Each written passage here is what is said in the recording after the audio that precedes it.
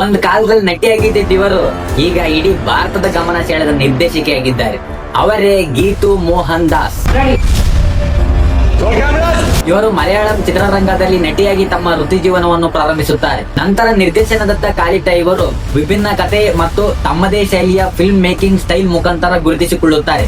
ಅವರ ಲಿಯಾಸ್ dye cinema ಅಂತಾರಾಷ್ಟ್ರೀಯ ಮಟ್ಟದಲ್ಲಿ ಮೆಚ್ಚುಗೆ ಪಡೆದಿದ್ದು ಇವರ ಪ್ರತಿಭೆಗೆ ದೊಡ್ಡ ಗುರುತಾಗುತ್ತದೆ. ಈಗ ಇದೇ ನಿರ್ದೇಶಕಿ ರಾಕಿಂಗ್ ಸ್ಟಾರ್ ಯಶ್ ರವರು ಅಭಿನಯಿಸಿರುವ ಬಹು ನಿರೀಕ್ಷಿತ ಟಾಕ್ಸಿಕ್ ಸಿನಿಮಾದೊಂದಿಗೆ ಪ್ರೇಕ್ಷಕರ ಮುಂದೆ ಬಹಳ ದೊಡ್ಡ ಮಟ್ಟಿಗೆ ಬರಲಿದ್ದಾರೆ. ಒಬ್ಬ ನಟಿಯಿಂದ ನಿರ್ದೇಶಕಿಯವರೆಗೂ ಗೀತು ಮೋಹನ್ ದಾಸ್ ಅವರ ಜರ್ನಿ ನಿಜಕ್ಕೂ ಸ್ಫೂರ್ತಿದಾಯಕವಾಗುತ್ತದೆ. ಟಾಕ್ಸಿಕ್ ಸಿನಿಮಾ ಬಗ್ಗೆ ಮತ್ತು ಗೀತು ಮೋಹನ್ ದಾಸ್ ಅವರ ಬಗ್ಗೆ ನಿಮ್ಮ ಅನಿಸಿಕೆ ಏನು ಅಂತ ಕಮೆಂಟ್ ಬಾಕ್ಸ್ ಅಲ್ಲಿ ಕಮೆಂಟ್ ಮಾಡಿ, ಆದಷ್ಟು ಶೇರ್ ಮಾಡಿ, ಫಾಲೋ ಮಾಡಿ.